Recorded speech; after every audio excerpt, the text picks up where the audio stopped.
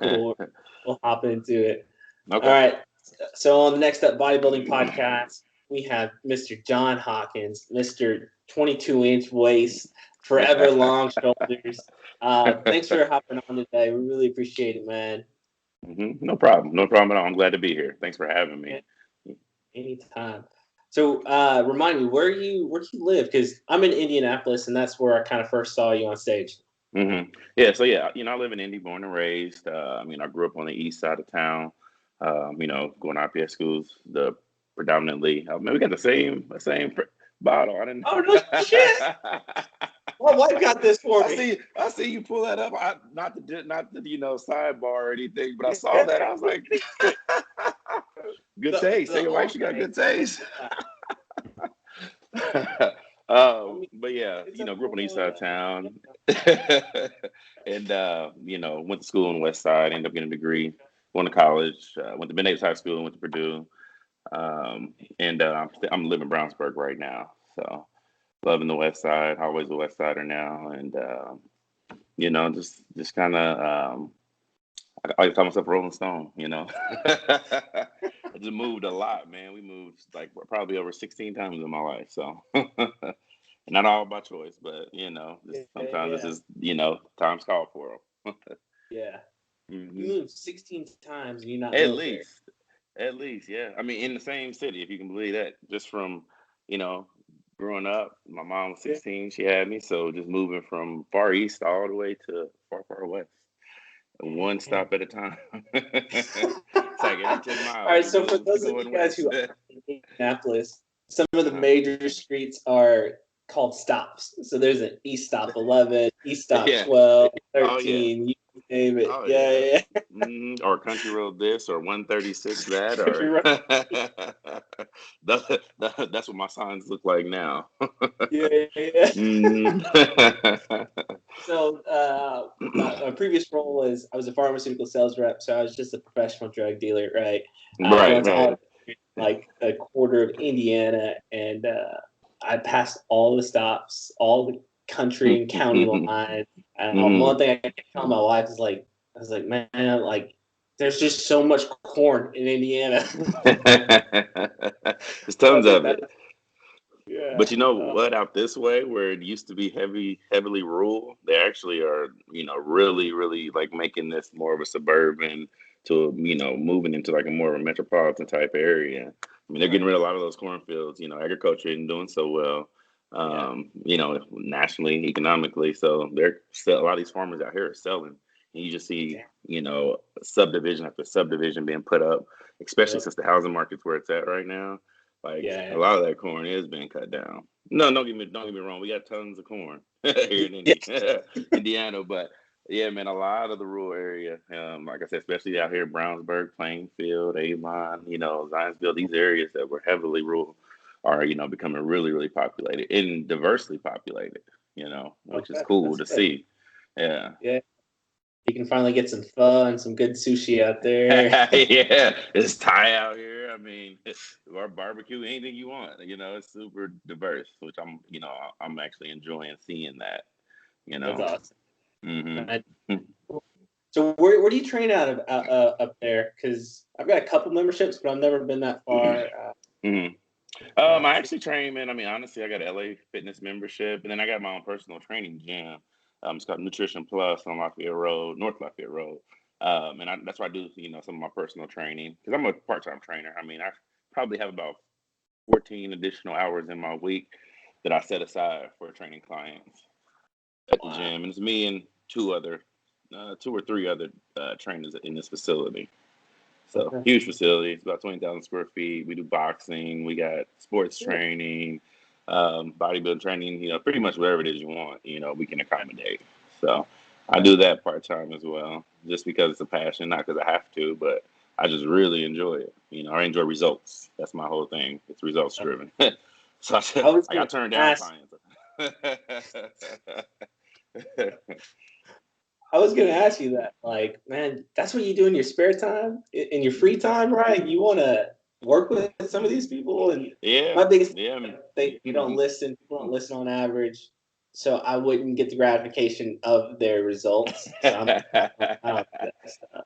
Yeah, man, I run a tight ship when it comes to training. Like I give them an hour consult at the beginning to set my expectations and to let Yeah. them know how things are running. And if they can't, buy into the program and listen, and take my direction, then we can just part ways at that point.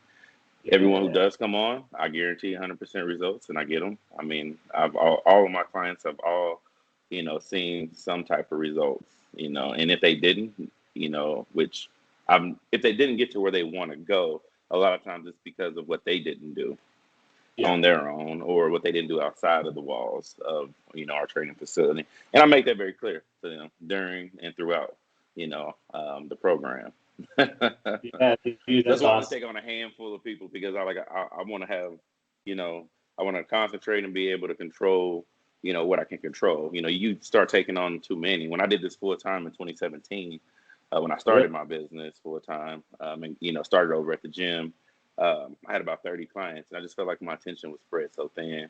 I just didn't really like just being like on that schedule like that, and not really focusing on the client. So Yeah. took it, ended up changing careers and in my my day job, my actual career, and took it down to a few hours, 14 hours to 20 hours a week, and then just kind of took on a handful of clients, anywhere between 10 and 15 at any given time. I keep pretty much all year round.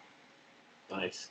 Hmm. So this begs the question: what do you do for your other, job? Oh, So what's the my one that pays the mortgage? so that one, I actually work for the governor's office. I'm the public outreach manager for the Indiana Civil Rights Commission. So what I do is, I travel around the state. Well, right now we're not doing so much traveling just because of I'm working remotely, and this Yeah. pandemic has got everyone trapped in the house. But typically, typically Traveling in the before we, house.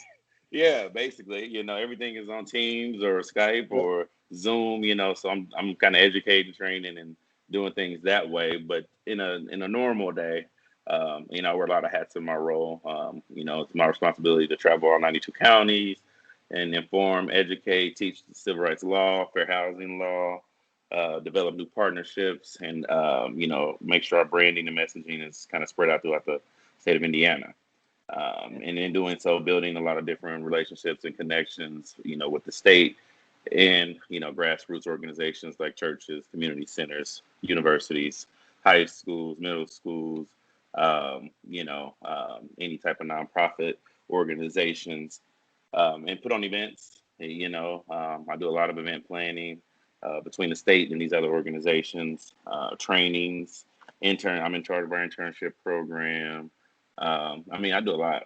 I could go on and on, man. I mean, it's like every week my director is giving me a new job task, So, but a lot of presenting, a lot of communicating, relationship building, educating, that type of thing.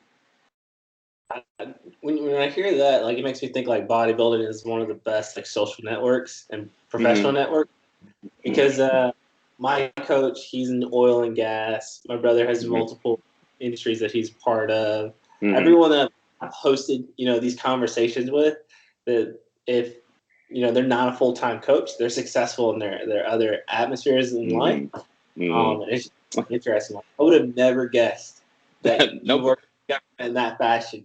Nobody does. Nobody even knows what I do. Like even people close to me, they think I'm a full-time trainer. That's okay. I let them think that. That's fine. Like, I don't really put a lot of my personal life out there like that. It's what I enjoy, and if I enjoy it, if you want to learn, you can ask. But I'm not gonna just throw it in your face. I'll even with my training, I don't even promote a lot of it because I don't want a whole lot of interest because I have to deny people now. Because I want to do what I want to do in it. I don't want it to run me. I want to be able to run my program, and by doing so, I can be selective in who I want.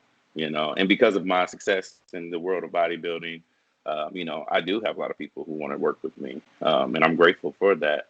And that's a blessing because um, I've been training since I was in college, and people have always approached me. I've done very little marketing.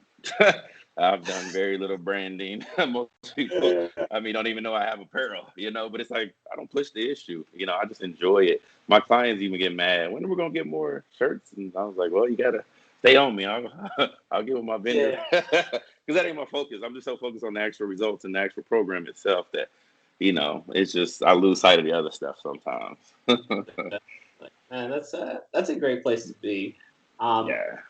Let's pivot and get to bodybuilding. You said you've always been training inside the gym, even back in college at Purdue. One, how is their gym, right? And then what got you interested in bodybuilding? Their gyms, university facility, man. It's top notch. It was great. And then you have all the other athletes and all, just the different people in the gym. Just like your normal gym, really. Their facility was nice, but you still get that mix of, people knowing what they're doing, people who don't know what they're doing, the wanderers, you got the people who are trainers looking to help you. And these are just people who work out, and because they know how to work out, they think they can give you assistance. So I always find when I go into, commercial gyms or just, really huge gyms where there's just a plethora of people that, these trainers that are staffed, I always find it humorous that they, try to help people when they just run off of a program that usually the facility provides them. That's funny to me, As far as training goes, I've been training since, I had a gym job when I was in college at Cardinal Fitness, actually, and started out just as an employee, worked my way up to assistant manager. And it was actually there I met a guy who got me into bodybuilding, probably like when I was around 19, 20. His name is Dave Crowley. He's a local legend around Indy. He's won Mr. Indiana back in his day. He's bodybuilded probably up until he was 65, like competed. And when I met him, he was in his 50s, and he was my coach up until I got with JB Prep, which was in 2017. So he was my coach for many, many years. I always called him, Coach Dad, because, he found me when I was young. He's always telling me, man, your waist is so small and you got the perfect genetics for bodybuilding. I didn't know what the hell bodybuilding was at that time, because back then we didn't have social media where everyone's coaching, everyone's putting videos, and you can be nobody and learn about all there is to know about bodybuilding just by watching a few different pages. Back then, I was reading Muscle Fitness magazines, looking for, Jay Cutler and looking at, Ronnie online, and they didn't give you anything because they wanted you to buy the magazines at that point, or bodybuilding.com and, seeing what, basic gym routines they were providing, bigger arms, bigger back, do this, Now you can go on Instagram and hell, you don't even have to know anything about bodybuilding, and you can get a coach, you can get a nutritionist, you can get a posing coach, all in like 30 minutes. And be a pro in just a year after obtaining these guys, when back then I was just like going off of pure just passion and trial and error. So 19, he used to tell me all the time when I came in the gym, man, you got great genetics, you got great this and that, you should do bodybuilding. I'm like, no, I'm 19, I want to still drink and go to college parties and do reckless stuff. I don't want that discipline. He's like, but you're already coming in the gym every single day. This dude would tell me literally when I would work out every day. So one day I was like, all right, fine. And then he goes and tells me, all right, well, there's a bodybuilding show. It was the Mr. Wabash Valley, actually. And he was like, there's a bodybuilding show, in Wabash, you should do it. And I was like, okay, you gonna coach me? He was like, no, I want you to get ready for it on your own. And I was like, it was in 6 weeks. And I was like, damn, you sit here and get me hyped up about this, experience, and then you're gonna just, leave me in a silo. Yeah, I want to see how, what you can do before I take you on. I was like, okay. So did it, got ready for it, competed in it, won my division. What year was this? Oh man, this was 2000. If I have my trophies out, I could tell you exactly. I think 2000 and I was 19, like 6. See, 6 or 5. 2006 or 2005. I think I was 20 actually. So 2006 or 2005. One of those years. That's where you interested. Oh, so I was heavyweight. Yeah, I was Okay. heavyweight because I was a bodybuilder for this. Last year was my first year doing classic. I was bodybuilder all my life. I was heavyweight up until 2017, and when I jumped into super heavies that year as a Okay. bodybuilder. But did that show, like I said, won my division. I didn't win the overall, however. My posing was terrible, as you can imagine. Diet, I just did all kinds of crazy cardio, so I was still like not eating the best, still, Yeah. trying to live like a college student and, Yeah. researching best vodkas I could drink with low calories. So I was flat, but my posing was terrible. I went in on pure genetics and will, and I felt amazing after the experience, man. And came back, and he took me on then, and ever since he and we had done, I mean, shit, That's several amazing. shows, since that moment. I gotta write that shit down. Pure genetics and will. Hey, that's what it That's was, man. I was just like, I didn't know. I look at some of those photos, and the cameras back then were terrible. So, like, even if I had photos to show you, which I do have some, my sister actually framed them for me. The photo quality was horrible. The posing was horrible. I was yep. lean. I was cut up, but Yeah. I don't know. It was just a lot of cardio, slightly cut down in my eating, and genetics. I was a frame. But the Okay. posing was terrible. Oh wow. Okay. And then so bring me. So the first time I saw you was last year on stage, Yeah. in that August 2020. So Hmm. what happened for the next umpteenth years? Like when I saw you, I was like, oh, this guy's pro. Like, why is he on the stage? What what did you do in the So, meantime before? man, a lot was going on in life, man, just in Yeah. general, just in my personal life. Like, so in 2017, when I got with JB, we were getting ready for Vegas, and I was going to do the Vegas show in bodybuilding. I had got up to 300 pounds, and we were getting ready to make a run, and I caught the flu. And the flu actually had me down for 5 weeks. Now you starting to see this trend. Had me down for 5 weeks. 2 of those weeks, I couldn't get out of bed, off the couch, and in the last 3, it was just like symptoms just slowly faded out. It wasn't as bad as the COVID what I experienced, but it was pretty bad, and it was because I gained so much weight so fast. I was before I got up to 300, I was probably right around 260. So Yep. we had put some, and I was like 10, 12%. Like we had put some mass on, and we had made a big push to do so and to get ready for this competition. And then when that happened, man, I was just like, okay, I need to just kind of, and that was right after I won the Indianapolis in 2016. Me and Dave Bowers went head to head for that title. So I Oh, won that. really? Yeah, which no one saw that coming because he had won the Indiana. This is when the Indiana was before the Indianapolis. So he had won the Indiana a week prior. It was held in Okay. Anderson, I want to say, and then he didn't even announce he was doing the Indianapolis. I didn't know he was doing it, and then we show up for the team meeting, and there he was. So I was like, okay, he just won Indiana. He's on Indianapolis. So I was like, I gotta, I'm gonna have to put in work. So we Yeah. went, we went, we went toe to toe, man. It was close, and I thought it was gonna be one of those situations where he won Indiana, he had the momentum. There is always politics in bodybuilding. We all know that. He's a judge when he's not competing, so he knew Yeah. all the judges. I was like, okay, let's just go and do my thing, and we did. We went toe to toe, and I thought they were gonna give it to him, and they gave it to me, and they all Yeah. talked to me afterwards, and they were just like, it was one of those things where they really had to, stay in line with what bodybuilding's about, and judge how you're supposed to judge and take the other emotions out of it, and I was happy they went that direction.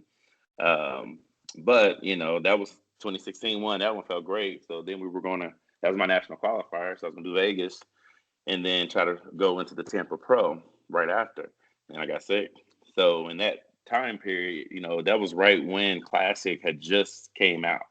Classic came Okay. out like around 2015, 16. So it was still Yeah. new. It was still changing. It wasn't really in 2017. They didn't really have like where they wanted it to be yet. Yeah. So I was watching it as I was like, not, when I determined I didn't want to just be that monster that everybody wants me to be because of my genetics. You know, everybody wants me to be this huge bodybuilder. I was like, but I've always been told in bodybuilding because of how I'm built that I had a classic frame before classic was even around. You look like the old Yeah. bodybuilders. You look like such and such from the 70s or such and such from, you know, a million 90s. different guys from that era, the golden era. Yeah. You know, and that would be always what I get. I wasn't the bloated belly guy. I wasn't the guy who had to suck in the stomach, you know, when, you know, he was on stage and then the backstage is hanging over his waist, you know, and just those thick, just bulky dudes. I was never that guy, you know. My waist was always this small with this big, you know, and it was just like they didn't want that look. So then, at least, so I watched classes. I think I can do that, but I had a lot of weight to lose, and I hadn't been. What's that? That's what I was thinking. I was Yeah, like, you 300 pounds to making classic weight. took 3 years to do it. I mean, I literally lost over the course from 2017 intentionally to 2020 in hopes that I would be in a position to, you know, compete and lose for classic. I typically lose 20 to 25 pounds each show I do. And Okay. in my off season, I typically gain 20, you know, to 30 pounds. So it was, I knew I could do it. I just didn't, and I knew it would be tough. I just didn't know if I wanted to Yeah. go through that pain because I knew it was going to be painful. Me and coach talked and he was like, this is going to be painful. Like losing fat is one thing, but losing muscle is a whole, like not losing it, but crafting it. Like, I mean, how it needs to look for classic because it's not just about losing the mass. It's crafting it to look like a classic physique competitor, you know, with the finesse and the styling and all that. And then that was a whole nother thing. Like, can you do the posing? Like bodybuilding is so boom, Yeah. boom, boom. And classic is like finesse. You know, everything's rolled into, you know, a pose and transitions are pretty, you know, and all that. And it's like, you know, mentally that's a mind shift, like to go from, you know, the hardcore boom to the super confident but finessed, you know, classic posing, you know, almost like art, you know. So that took a while too. So mentally as I was preparing over those 3 years, I was chopping the weight down and mentally preparing to, you know, for the stage presence that I would have needed for classic. So no one knew about me because I was in hiding for 3 years. You know, it's like I went through and, you know, made noise with bodybuilding because I actually went to nationals and they said the same thing. Who's this guy? Where'd he come from? You know, on all the blogs when I did bodybuilding and did junior nationals in Chicago, right after my Indianapolis show. And Okay. you know, I won my division, and then I got second in the overall to a guy in Texas in the overall show. He basically won I'm it. sorry, I'm And from Texas, so yeah, that's typically Texas how it just goes. Texas just keep jacking me up, man. They keep jacking me up. But yeah, Yeah. that was a crazy experience too because I was only hoping to go in and get fifth, you know, overall, and with my first national experience in bodybuilding, and I did really really well.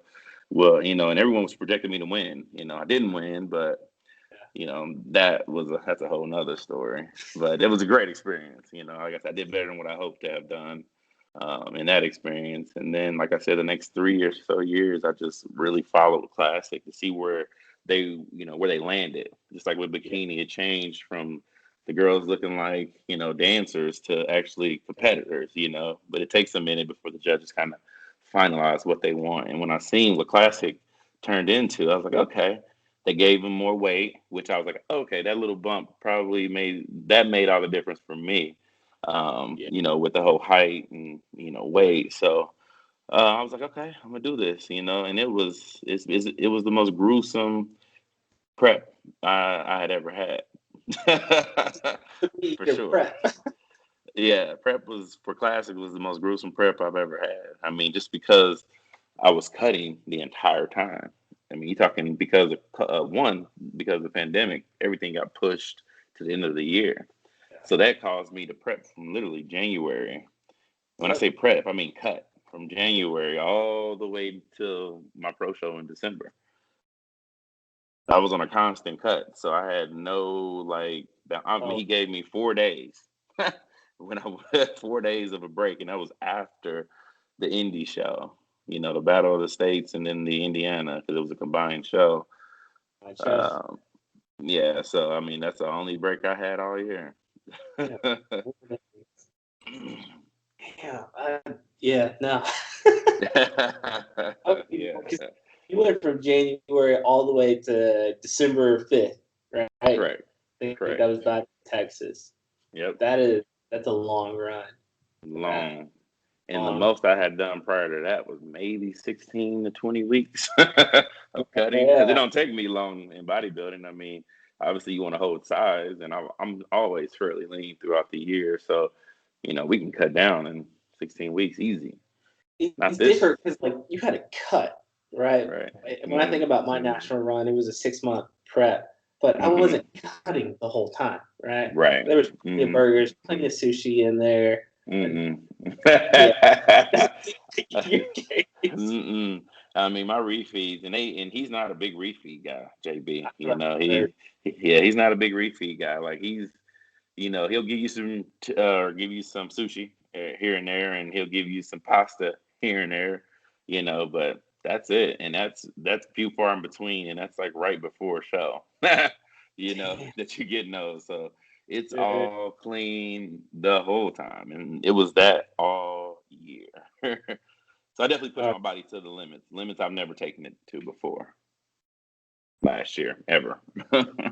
You look great. Like the work showed for itself, and that's what we'll get into, some of the work you put in. Let's talk about the Indianapolis show. Because did you win the overall for that one? For both shows. Because it was Indiana, and then it was a separate show, Battle of the States. I won the overall for both shows. Yeah. You won the overall for both shows. Both shows, correct. Damn. Yeah, I wasn't gonna even do that show. My coach he wasn't gonna let me. He wanted me to stay in cutting mode all the way until nationals. But I told him, I was like, man, I need some sanity. I need to get on the stage and reinvigorate this motivation to continue. And everyone wanted me to compete here locally. It was almost redemption because I did the show as a bodybuilder in 2016. And I felt I didn't get the judgment, and I never feel that way about judgments. I'll usually take my judgment and keep it pushing, because there's always something you can work on. But that particular year, I felt that I didn't get the judgment I deserved because I went to nationals and did what I did, and then come to my home local show that I was asked to do, and didn't do nowhere near as what I did at nationals, if you can believe that. Yeah. So it didn't make sense to me. So that show was a little bit more.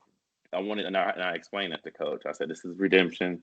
I was like, "I know you don't want me to keep cutting down to have to, because when you're cutting, you got to go through all the, depletion. So he didn't want me to deplete then, had to deplete again, in December or in November or whatever for national. So, which I understood, but I was like, I need it for my mental sake, my sanity." Yeah.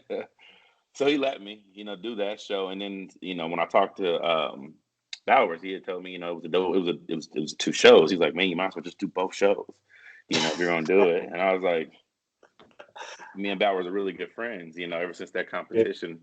We've been really, really close, and I respect him, as a man, and as a bodybuilder. So I was like, okay, I'll definitely do that show. I'll do both. Or whatnot, now I'm looking like, dang, this bodybuilding year is about to be expensive. Yeah. I just think, like, I'm bet Dave. I was like, man, he just knocked you over the head for another $120. Yes, exactly.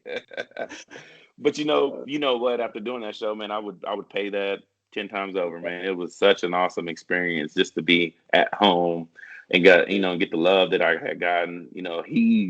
To have gotten the permissions he did with the pandemic, being that the city was on complete lockdown pretty much, and in order to have any social events with any amount of people was, pretty much, by our health department was, a no-go, so it was even like by God's and that show was even able to be had during the time that it was, at the height of the pandemic and everything. So, great experience, man. I loved every moment of being there. It felt good. It was redemption, but it was also just great to be in front of family and friends and to do as well as I've done, and then to get the respect of all the competitors in the back. I mean, it was just an awesome experience, man. Awesome experience. That's awesome. Yeah, Dave, he put on a good show. This is my first time. Last year was first time going to his production. he did it right. Had a great stage. Props in the back. He had everybody, 6 feet plus apart. Yeah, he did. We were able to take off my mask once we got into our chair, so I was able to eat a meal or two. I think I was like 3 weeks out myself, so Nice, it was just. Nice. I told my wife. I remember actually. I was like, "This is the first show we've been to all year. We had plans to go to the Arnold, right? Okay, right. And then you know how that went. Everything got canceled, refunded. So yeah, because that was right when the pandemic was like made, public in March. Exactly. Yeah. This is the first show, and I remember seeing all you guys get up there, and I was like, all right, this is gonna be good. And you were clearly a step above, and that makes sense why you grabbed both of the overalls. One thing before we get into the national run, tell me more about like your training style, maybe like training philosophy, and what kind of works best for you. Because it's always interesting. Some things work for some folks, and not so much for others. I'm, with lifting, I've always been a student of it. In my earlier years, I was very much so a student. I worked out with physical therapists. I worked out with bodybuilders. I've worked out with powerlifters. And I'm just a student of everything I do. That's just kind of how I operate. Very analytical mind when it comes to just my approach to anything. So um, I'm very good at finding out what works for me and just everything in life. I'm very in tune with myself. So, with lifting, obviously in my earlier years, it was a lot of trial and error. I would take a piece from this. Like when I was in college, I worked out with a physical therapist, and she was a plethora of knowledge. She was from Canada, and she said, "Hey, carry this book about describing the anatomy, how muscles work and move," and that was very insightful for me. And then after working out with her, I forget what had happened, but we actually stopped working out together. And I started working out with this group of bodybuilders, who Jeremy Howery, he's a international powerlifter locally here in Indy. He's a cop, one of my really good friends and mentors. But worked out with them for several months just to kind of learn about putting on mass and just different techniques of lifting that are non-traditional to bodybuilders, right? Because we don't really lift like powerlifters lift. We lift to sculpt, right? But working out with a therapist helped me understand how the muscles worked and moved. Working out with them kind of showed me just different ways to pack on mass. And then just with my research and just trial and error, I would pick and choose different programs and keep one or two things for myself. And then when I got with my first coach, Dave Crawley, he's old school. So his whole thing was, time under tension, concentrated negatives, high reps. So I did that the majority of my, youth in bodybuilding, 10 plus years.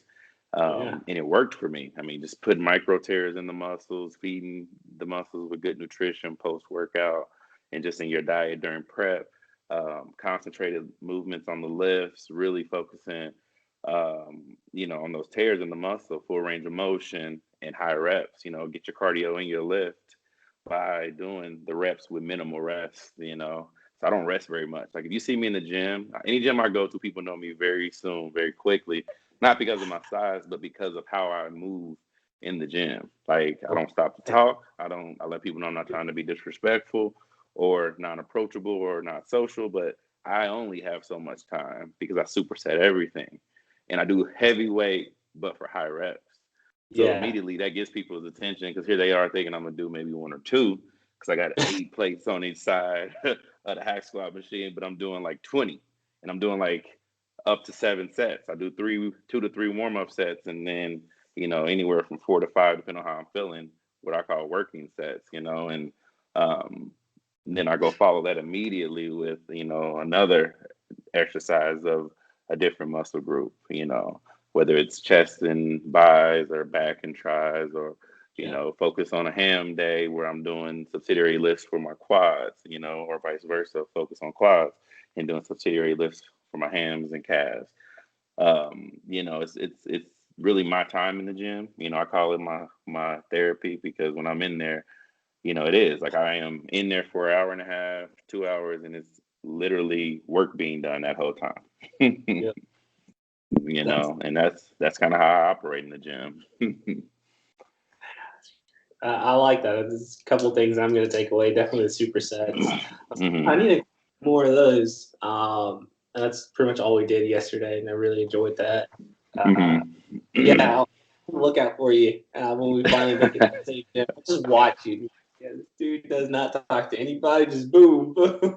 Yeah, that's literally what happens. And I get guys who come up to me like, so there's, because in the gym you got cliques of guys, and there's like some guys who talk more than others that have been there forever. And in my gym in particular, there are a couple of those guys. And I'll get one guy who's he's the representation of the gym, is what I like to call him. And he'll come up, and he's the one who comes up to me and he'll speak. And he'll find those. It's like double dutch. He'll find when I have that moment where I'm like either taking my, or what I call working rest, where I go walk to get my wind, and he'll like, grab me. His name is Rico, and he'll say, "Man, everybody in the gym watches you and they respect you, and they always want to, they're watching because they're just trying to take note of what you're doing and they're learning. So, we just we appreciate, when you do take time out of your workout to talk to." Like he'll just, go down this whole speech, and I'm just like, I don't even know what's happening. I really don't even make eye contact with people because like I'm literally tunnel vision, because I know when you look at somebody, it gives them this kind of like rite of passage to actually say something to you.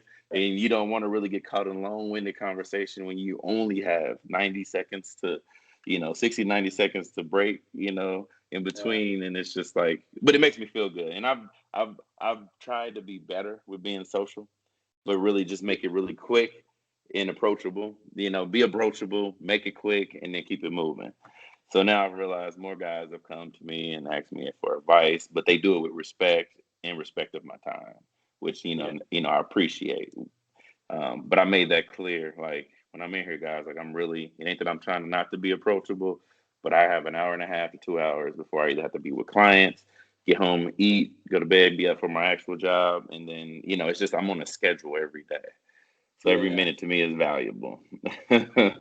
It reminds me of, you probably get this comment too, is like some girl, I think it was a girl one time asked me, she told me, it was like, "David, you look intimidating when you're in the gym." And I'm just like, girl, I'm just trying not to die here. Yes. Yes, I get that a lot. I mean, people, my lady tells me, "You got RBF, you got resting bitch face," and I was like, "You're not approachable." And then my guy, one of my buddies who actually work at the gym, he's like, "Bro, man, for the last 2 years, you're not approachable." He's like, I like what you've done this year though.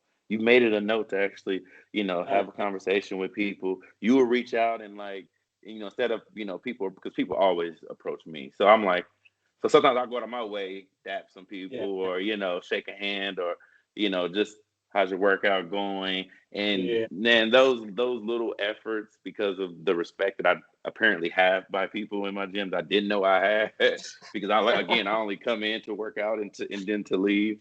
Goes a long way. So when that was brought to my attention that people are a little more motivated when I actually say something to them, or a little more motivated when they speak to me and I give them a piece of advice, or when I'm actually in their gym and they're like 8 people are in the corner staring at me, I just kind of give them one of those like, "Hey guys," type of thing. It goes a long way apparently.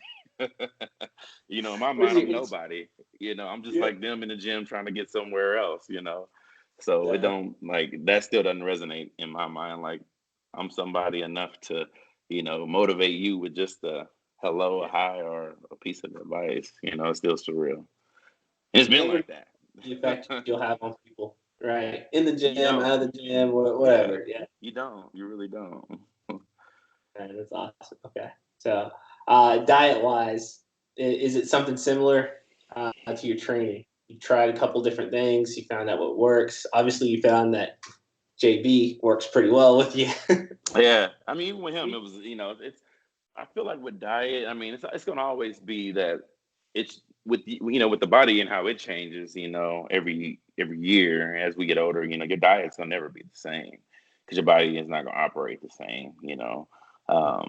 And then just, when you're taking in workout intensity, how often you work out, I mean, that's different for everybody. Some guys don't work out 7 days a week in prep. I worked out 7 days a week, 2 times a day in prep, literally the whole year. No, in prep. I did all of 2020 because I was in prep all year. I worked out 7 days a week, twice a day, the whole year, the whole entire year. Yes. Like even when I think about that now, it just hit me like that was a lot of time in the fucking gym. Yeah.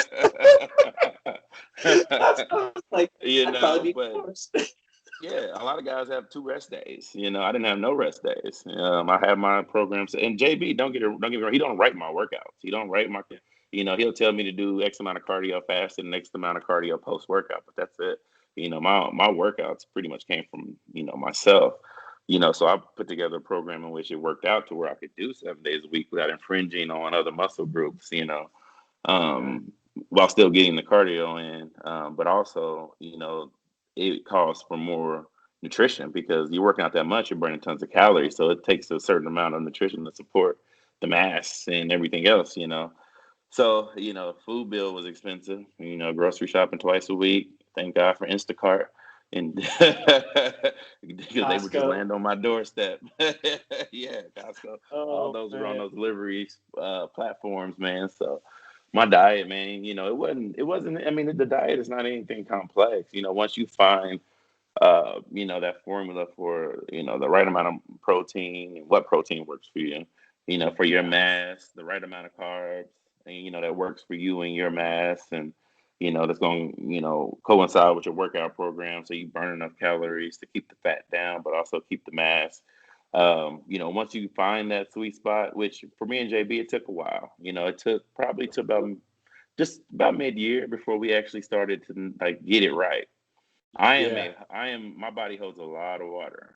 Um, I have really round muscle bellies, and my muscles, like, they'll fill up with water, and but they'll also hold, like, my body just hangs on to it, and like it doesn't really all, like, some guys are like show looking 3 weeks out. That's never me. I'm show ready, show looking 24 hours before. So like me posting those photos of, and looking super dry like some of these guys when they're like, oh, this guy's 5 weeks out, he has no water in his system. That'll never be me. If we came I'll to give that you a little conclusion. pushback.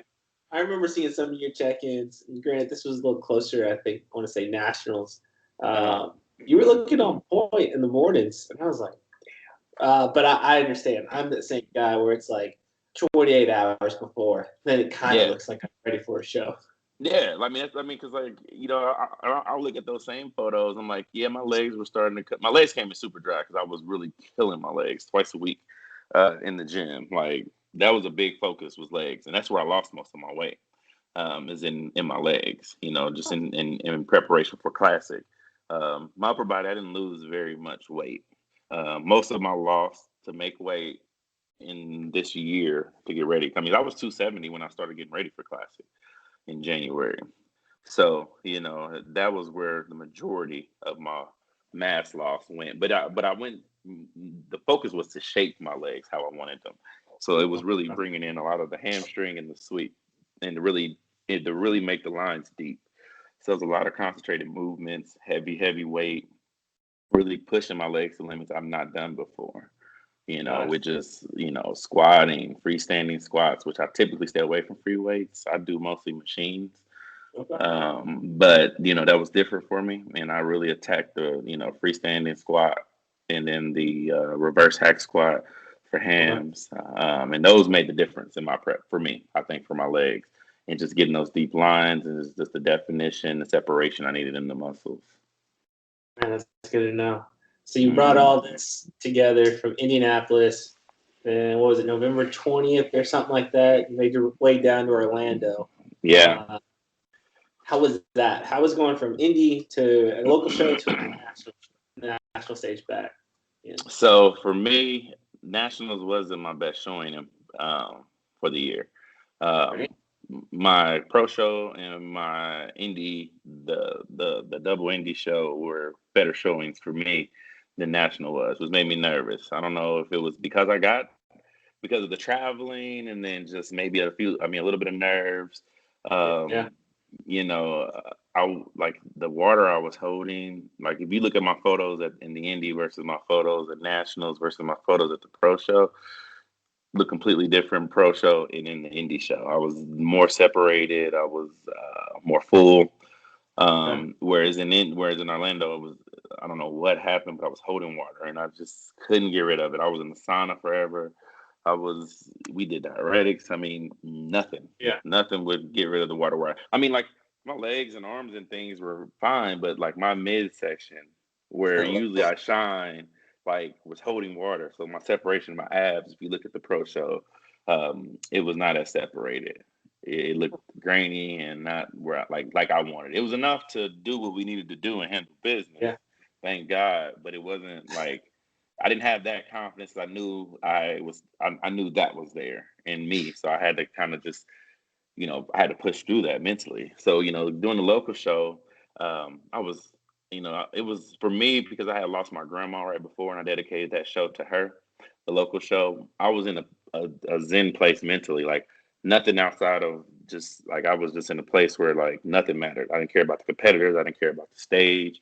I didn't care about who was there. Like my only thing was just going out there and just doing what I wanted, doing what I came to do, and enjoy doing it. So I had this piece about me at the local show, and it was purpose driven. Like I said, I dedicated the show to my grandma. I had lost to COVID just a month before the show. So after that, going into nationals, it was just kind of like, okay, this is what we've been working for all year. So a little more nerves involved.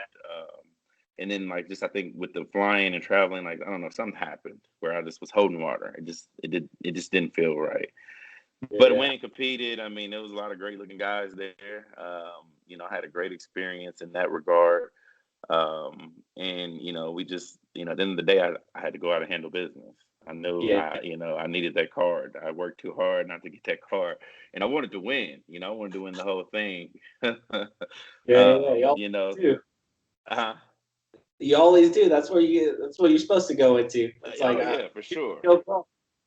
Yeah, I mean that's like my, when I go in, it's like I want the number one spot. Like even going to my pro show, I was like, I want the number one spot. But doing Orlando, it was great experience. I got my pro card, my family showed. It was it was definitely an experience. But again, it was like in my mind, I was thinking about Texas from the beginning. He had told we had talked about, You were already thinking about the Battle of Texas. that was on my mind since, we started prep. So that's why I say I didn't really get to enjoy the win as much in, the local show or the national show, because it was like, in my mind, like, we're going to the pro level. Like, we're going and I'm going to, compete, and, I'm going to try to win that show too. So it was like, when the nationals is over, it's back to business. Yeah. It's like when the local show was over, it was back to business. Prep starts on Monday. Enjoy your night Saturday, rest a bit on Sunday, and Monday we're back on the diet. We're back on it. Yeah, that's awesome. Okay. So who do you have judging? Was it Steve? Was judging for nationals? Was he the head judge or Tyler? I think, was it Steve? I want to, man, I mean, to be honest with you, I couldn't tell you. I mean, then I did, but right now, I mean, I can't. I mean, maybe I did even then, and my head was just like all over the place. It might have been Steve. Okay. It might have been. I can't. I can't remember. Yeah, I think it actually was it Gary? I don't know if Gary. He actually came to the local show. I think he was actually there though. I don't know if he was the head. He was the head judge. Gary Udit was the head judge, if I'm not mistaken. He gave you an overall in Indy, and he was like, "Yeah, this guy's good enough." Yeah, he got to see me twice. He got to see me twice. He did. That's awesome. No, it doesn't. I mean, hey, I'll take it. I'll take it all day long. So we went from the local show, we went there, qualify, and then we're back at nationals. We do business there, and then you're getting ready for Battle Texas. I'm a big fan of Battle Texas, mainly because our personal family friends actually run the show. Gotcha. That's Sheila and Freddie. Okay, Freddie, yeah, I know Freddie. I got to meet Freddie. He was a good friend of JB, so JB told me great things about him. Yep. Yeah, they put on a great A show. They did. It was a really good show. Yeah, especially back in December. So you go up there. So this is your first pro show after you winning your national, and this is the ask all the pros, how different pro show and the athletes, how they treat you versus a local show. So I ask completely everyone. different. Completely different. One, the show is like boom, boom, boom, boom. You know, it's ran really, really well. You know, they move really quickly. I mean, it's like you're in and you're out, and then you know, and the athletes in the back, yeah, it's not a lot of camaraderie back there. I don't feel like For the pros or local? pros. I feel like you know What? everybody's kind of like. I didn't feel like that. I felt like it was a lot of eyes. I didn't feel like you know guys were communicating. Everyone was kind of with their own trainer and doing their own thing and kind of just like sizing up the next guy. Um, it wasn't as welcoming in my opinion. I didn't. I mean, I didn't feel that back there like I did at the local shows. I will say that with the pro guys. I feel there's a lot of egos back there. I mean, and this is my way I Yeah. felt personally. I mean, somebody else might say something completely different, but it was a debut for me. I mean, I was back there with, you know, several pre-Olympian competitors. That particular competition, like 4 or 5 of these guys showed up who was in the Olympia before, and I was not anticipating that, but it was great to be alongside of them and to you know get to see how they posed, how they prepped, you know what they did in the back with their coaches, and you know their kind of routines before going onto the stage, and just how they owned the stage. You know that whole stage presence I felt was like the biggest thing I noticed the difference from local and pro is Yeah. when they got on the stage, it was an immediate, just like they owned it. Each guy, you know, they owned it. It was like they went out there, they knew their strong features. They knew how to, you know, accentuate those features and poses and you know, and showcase them, you know, which you know, was really great to see because, you know, I had my routine and, you know, it had been my routine I'd had, you know, since the local show, but I had changed up a few things.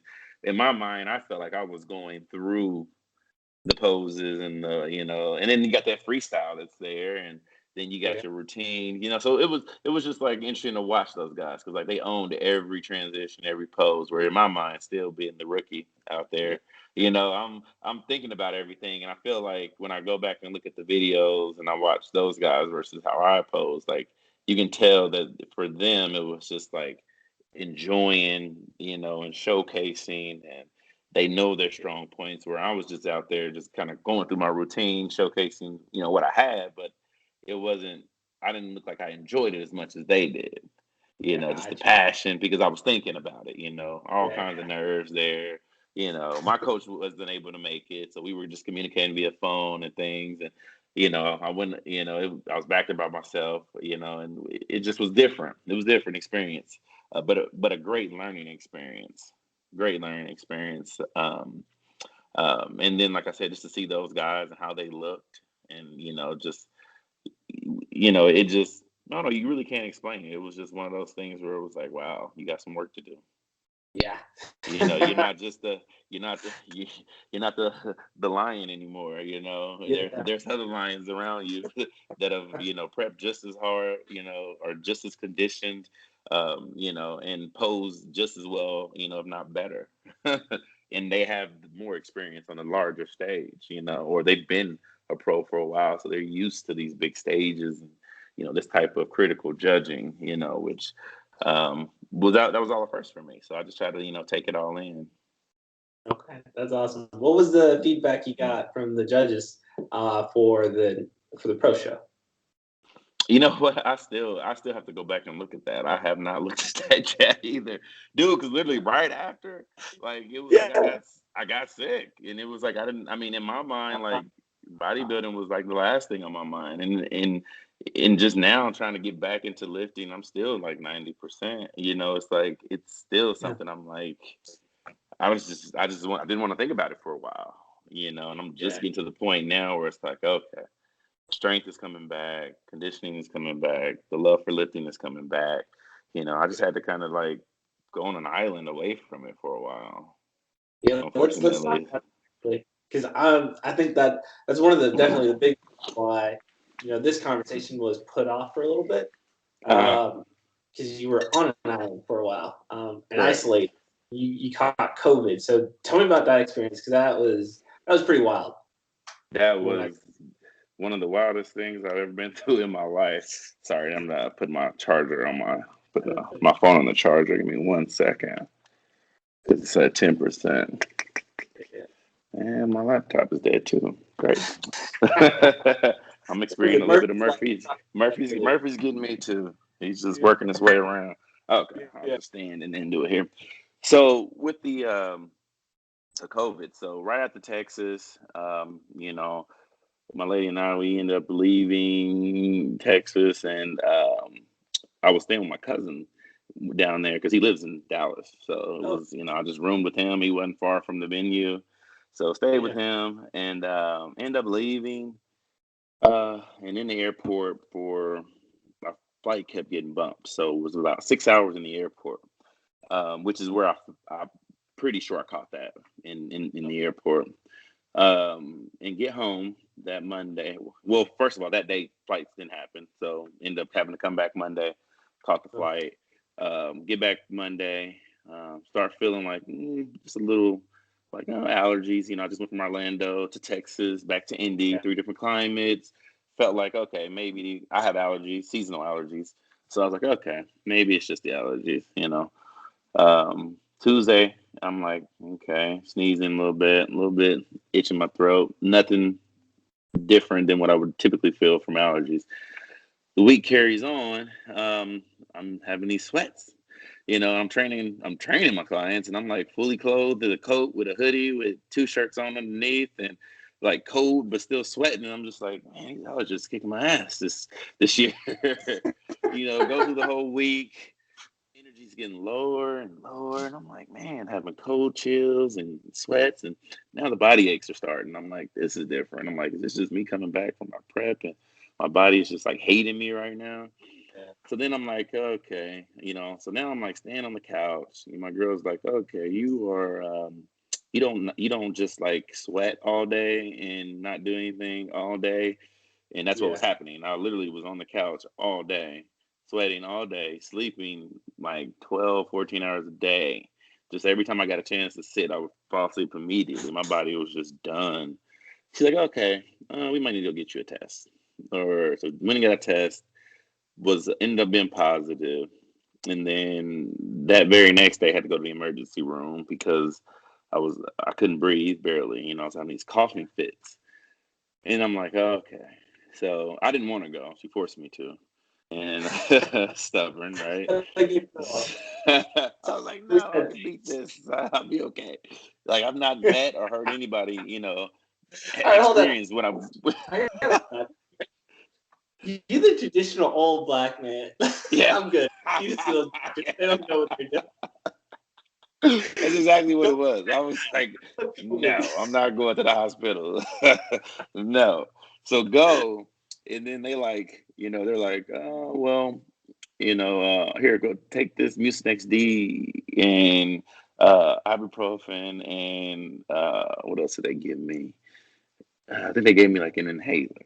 Yeah, just, take these and then go back. So I'm like, okay, I can barely breathe, but all right, whatever. So went home, stayed home for another day or two, and then that next day, or the next 2 days, I couldn't even move. I couldn't get up to go pee. Couldn't breathe. Was having coughing fits to where my head felt like it was going to explode. And like I couldn't breathe at all. Like at that point, she literally had to carry me to the car. I went to the emergency room. This time, they knew it was serious. My oxygen had dropped like down to below 70. So I wasn't taking in barely any oxygen. My lungs had collapsed. Couldn't breathe at all. Couldn't walk. Couldn't move my arms. Couldn't really move my feet barely. I was having aches all over my body, chills. I had every symptom. Lost my taste and smell. Everything of the 12 symptoms, I had 11. I didn't have diarrhea, thank God. But everything else I had. And then they shipped me to Tipton IU. And when I got there, the first thing the nurse told me, was like, we're not gonna let you die. And I was like, at that point, I realized like the severity of, my situation. When that's the first, and I mean, it was all hands on deck. They're running rampant, all these machines, all these things they're sticking in me, all these medication they're trying to give me, and then they're asking me questions on top of it. And this is, mind you, like 2 a.m. because I had to drive an hour, or they had to like rush me an hour away because there wasn't any beds, there weren't any respirators at the bigger hospital in which I was at the emergency room. So all this is going on. I'm like in my mind, like I was just at my first pro show a week ago. I was just in the best shape of my life a week ago. I told my old posing coach about you. And I was like, this dude's in the best shape of his life. Now he's like damn near on his deathbed. Exactly. Like, how it's happened? And he's like, it's bodybuilding. Like, we know, like, you're in your best shape of your life, but you're not the healthiest. Yeah, exactly. So my immune system obviously was subject to anything. When you're at that type of depletion, you're at the risk of, contracting anything really, let alone the most deadliest, virus we've seen in our lifetime. Yeah. So, she had got it, but she had only got what was probably equivalent to a cold. It's like cough, a little fatigue, 48 hours pass. She's feeling great. 48 hours past for me, I'm damn near dead. I'm like, we got it at the same time. We get two totally different experiences. So I'm in the hospital. The nurse tells me that because they obviously got to be transparent with you.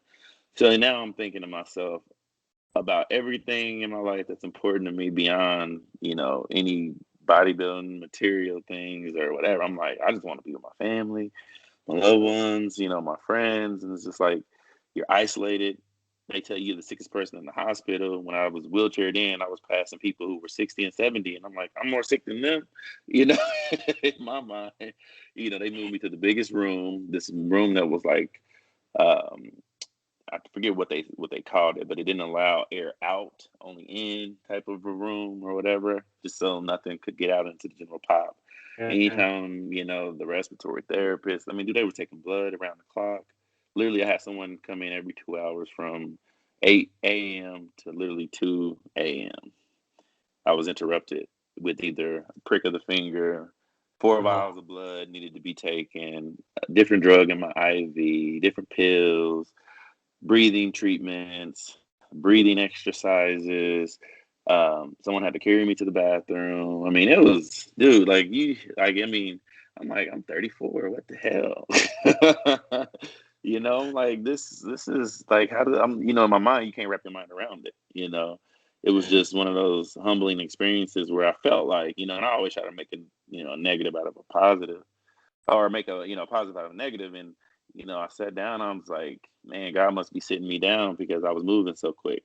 So I didn't really have a chance all year to really take in and enjoy any of my wins. It was like, that's a win, put the trophy away, move on to the next.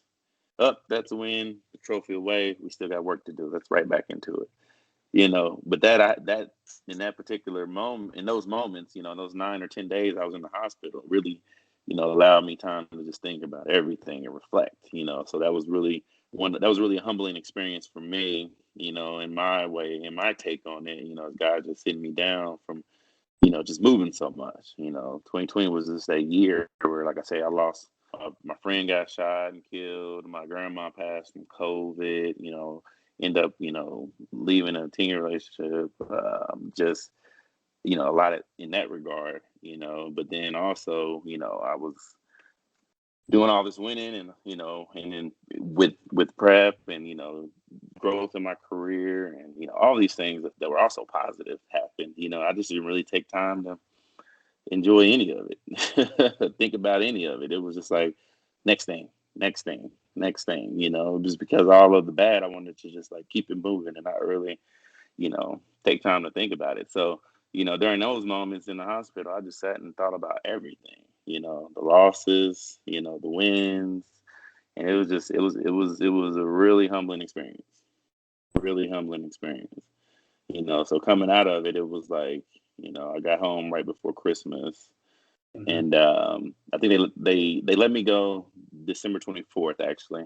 And I was on home care for 2 weeks where, I was still having to check in, get on all these machines, do all these tests and everything too, until they cleared me. But it really, like I said, made me really reappreciate, things that are important. A lot of times, we get caught up in, what we think is important, stuff we want to do, things we want to buy, places we want to go. But then when it's like, when your life is on the line, like you only really care about is your family, your friends and your loved ones. Like that's really what, it's really about at the end of the day. Yeah, that's crazy, dude. I was gonna ask you, like, after all that up and down here, where are you at mentally, and how do you like? What's your plan to go forward? Like, keep putting one foot in front of the other, like in terms of work, in terms of bodybuilding, in terms of your family and friends relationships. Like, what's keeping you going? Like, how are you gonna do this? So, I mean, it was a mind shift for me. It was like immediately after I told myself I wasn't saying no to anything, because initially I was like, a lot of times, I'm like, man, people like, you want to go do this? Nah. You want to go here? Nah. Hey, we're going to go, here. We're going to travel here. You want to go? Nah. I got to eat, or I got to train, or I just don't feel like it. Nope. I got out of hospital, so I'm not saying no to anything. So, I've been traveling, man. I've just been, I've been hanging out more than I typically used to. Just really enjoying life, enjoying experiences. I told myself I was going to enjoy experiences. I was going to make sure, this part, I was not going to move so fast to where I wasn't enjoying the people in my life or the experiences that I had with those people. Things I've always wanted to do that I pushed off like I had time. It made me realize during those times that you might not have tomorrow, and you got something on your list you want to do, go ahead and mark it off. Make time for it. You make time for things you want to do, that you find to be a priority for you, like do the fun things too, not just the things you have to do. And that's what kind of how I've been moving forward is like, I've been hanging out with friends more, I've actually let more people in, which I'm not that type of a person typically. I like to keep most things close to the chest. And I've always been that type of guy. So I've been a little more open. You can almost say vulnerable. I've been definitely just trying to just create new experiences, do things on my list that, I'm like, I'm gonna do it later on. Now I'm doing it when right when I have the opportunity to. So going forward, just I've been doing that. Mainly just like making the most out of every day, enjoying my weekends, making a lot more travel plans. And just really just, being around my family more, showing, that I'm there for them. Any chance I get to be around my family, I've been taking that opportunity to do so. I put bodybuilding just kind of on a pause just so I can kind of get out and, do things I need to do. Last year was a long prep, so I needed this break just for, a mental piece. And just get out and, like I said, just enjoy being. If I want to go for a walk, if I want to eat a burger, if I want to go have pizza, if I want to go travel to Florida, if I want to go to Mexico, Dominican, like these type of things I've just been doing. Not even giving it a second thought, just like, yep, I'm just gonna do it. Nope. Take notice of it. You were like the most partying, most traveling bodybuilder I've ever seen on Instagram. These last 2 months, like you've been living your best life. I'm like, dude. Every other weekend, this dude's at a birthday party, traveling. On January, I think I saw you took like the whole month. You were like on a beach. I was like, I ain't mad at you. I did, man. I was just like, you know what? I mean, there's a balance to it all. Bodybuilders, they get so caught up, and I talk to a lot of guys. They think like bodybuilding is the end all be all. Like you can't have a life outside of it. Like it has to be the food all the time, or you can't drink, or you can't do that. I'm like, dude. I mean, I show you my photos, and I drink and I eat, but it's a balance. If I drink, I'm going to do cardio. I'm going to sweat it out. I'm sit in the sauna. I'm only do it on 1 or 2 days of the weekend, and I'm gonna eat like I want to eat, but I'm not going to overindulge. I'm not going to, eat until my belly's like, bah, I'm gonna get the taste of what I want, and then I'm done with it. You know what I mean? It's a balance, and I feel like bodybuilders don't ever indulge in the balance. They always are on one extreme. And then that extreme is the only thing that they know. That's why I don't really communicate with a lot of bodybuilders, because they don't understand me, and I clearly don't understand them, because I know you can do it without being the extremist that most of them are. Or that's the only conversation piece that they have is bodybuilding. Like, I can tell you about me traveling, my hobbies. I mean, women, whatever it is we want to talk about. I got other stuff outside of bodybuilding. Bodybuilding is what I enjoy, and that's something that I find interesting. I don't infringe that on other people, and it in the basis of all my conversations, because I have a lot of other interests and hobbies that I like to, indulge in, that I can talk about. But when I talk to some guys, it's just like, man, what do you eat? What do you live? Well, and it's like, we'll talk through that. And then I'm like, then what? Like, if you want to continue just this conversation, I'm not going to have it, because I need to, like, what else about you that you haven't told me about? Or like, is there anything outside of bodybuilding you want to ask me? Because this isn't just that, it's what I like to do, but it doesn't define me. Yeah. And this actually brings me to another point I was going to ask you, because it's something I'm working on myself, and not so much balance. Like, my wife booked a trip. We're going to Tulum next weekend. Like, nice. We're going. Like, nice. We're just going to go. Right. Nice. I'd rather stay married than have a $5 trophy because I prepped better. Right. Seriously. But like, what are your hobbies? That's something that's very difficult for a bodybuilder to like. I can consider this maybe a hobby. This podcast, Sure. It's extremely enjoyable. I like to put work towards it, but I'm like, shit, I don't know. I really like my car. Serious. Like, I have a lot of hobbies. So I mean, like, I was vice president of the Mopar Car Club here in Indy. So like, we would go on, with Mopar. Like, we would take our cars 20, like Challenger life for me. We would go on cruises. I love cars. Cars is like one of my things. Like, I love cars. I love souping them up. I like like redoing everything on them from the exterior to interior. Like, that's like one thing I love. I love writing. Like, I don't let everybody know, but I write all the time. I've had poems published. I got short stories published, like pen and paper writing. Been writing since my first poem published in 7th grade. But been a writer all my life. Love writing. Love words. To me, words matter. When you say stuff, I listen. And if you say it in a way that it wasn't intended, I only know what you said, not what you intended. So listen. This is the analytical part of me, but love writing. I love hanging out. Like, I love dancing. I mean, bachata, merengue, salsa. Took lessons for 5 years. I'm always the biggest dude in the Latin club when I go, and I'm always one of the biggest dudes moving. Love dancing. Love dancing. Love dancing. Other hobbies, hanging out, man, partying. Love partying. House parties here lately. None of them older. It ain't about the club. It's about friends coming over and just enjoying good food, good times, and making memories that way. Traveling, love traveling. Marking things off my bucket list is a hobby. Doing things, that most people say, oh, you can't do that. And no, you can do whatever you want to do. You just got to make time for it. Traveling, love traveling. Man, ain't too much that I don't like doing, dude. Like, honestly, like, I do everything. Like, I try to do everything I can do. Shoes is like my biggest hobby, though. I own over 150 pair of tennis shoes. I'm a huge sneakerhead. Huge. All right, what does that mean? Because I'm not a sneakerhead guy. Does that mean like you only buy Nikes, or you buy Adidas, or you buy? No. So sneakerheads you're not privy to one brand if you're a sneakerhead. Now, if you're a loyalist, if you just only buy one brand or own one type of shoe, I'm a Jordan fanatic. I collect the 11s. So I have every pair of 11s. A lot of pretty much half my collection of Jordans. But Vans are my second favorite pair of shoes. I got like 30 pair of Vans, a set of dress shoes. I could keep all my boots in one area. Love, workout shoes, Nikes. I have a ton of Yeezys, Adidas. And that's sneakerhead. You like all shoes. If it jumps out at you and you have this feeling in your body that, okay, you saw it, you can't stop thinking about it, or you can't unsee it, you gotta go buy it. Like, that's me. Some people's 401k in sneakers.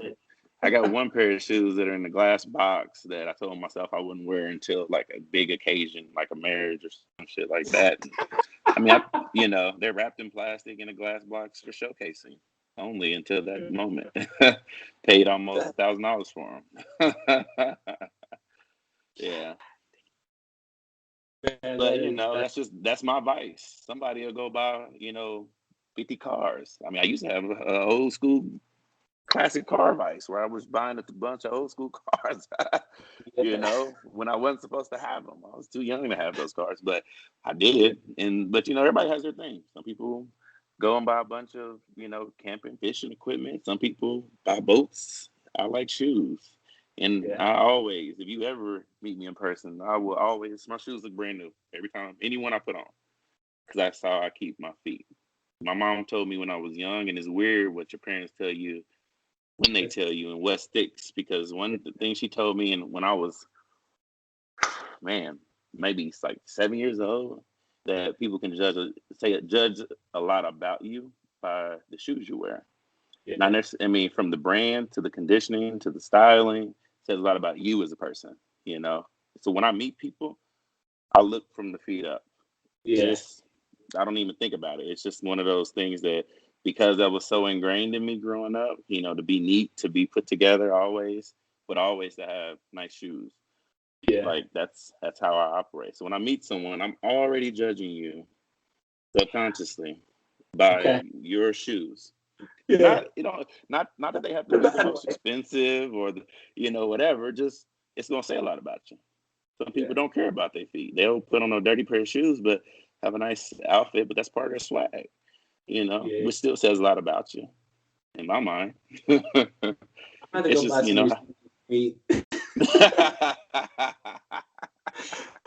no, man, do you? I mean, but it's gonna tell me a lot about you. But people don't think that way. People don't think that way. Man, dude, thank you for verbalizing your hobbies. It's something I'm definitely going to get better at and ask, the future guests as well. Just want to be respectful of your time, and we all got to eat, right? You're going to have a burger, probably some Oreos. But what are some plugs? Your personal trainer. I know we don't want any more clients, but let's plug some things. So what do you got? I mean, so my program is called Hawk Fit. That's my personal training business. Like I said, I have apparel and things like that. As far as when the clients go, I have online clients. So anyone who's interested, they can reach out to me. You can go on my Instagram. I'm on Facebook. You can reach out to me on any of those two platforms. And again, my process is like, we'll have a talk, depending on what you're trying to do. I have NFL clients, college clients, your high-end doctor, lawyer clients, to your everyday person who just wants to lose weight.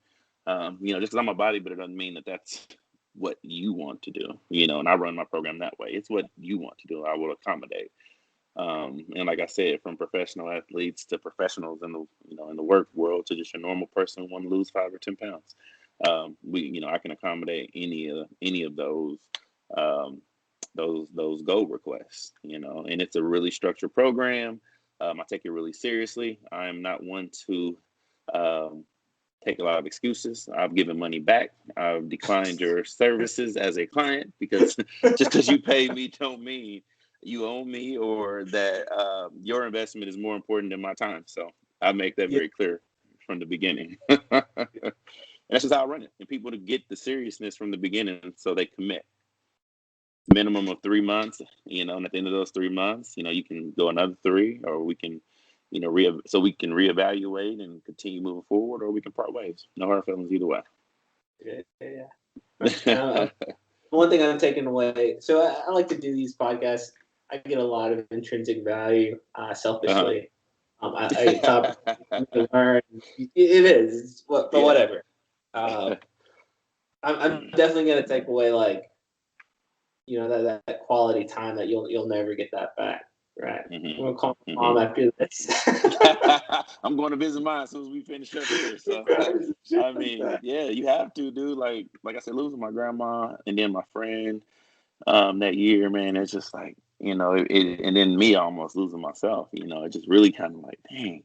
Like, as we get older, man, like, I mean, anything could happen. No one knew we would be in a worldwide pandemic that would be limiting our social abilities and making us experiment and explore, avenues of fitness and just social lives that we never thought we would, and forcing us into these boxes of having to actually know your children, know your significant other, actually see if y'all still can get along other than 3 hours, because usually you go to work 8 hours, you come home, you cook, clean, you might have maybe an hour or two conversation over dinner with your significant other or your kids, and then it's back to business. Sleep, then back to business. You know, it's forced us to actually open up and really get to know the people around us. And I think, you know, having gone through what I went through, you know, it not only did that, but it made me appreciate the people around me, you know, the people in your corner. Because now you have an extended look at those people. And you have no excuse not to spend time with them, you know? Yeah. I mean, you can always pick up the phone at the minimum, right? Mm-hmm. Always. Always. Man. Well, John, I'm not going to take you away from your mama. sound like you about to go see yours. I don't have to call her after this shit. Hey, I love you. That's all. Don't need nothing.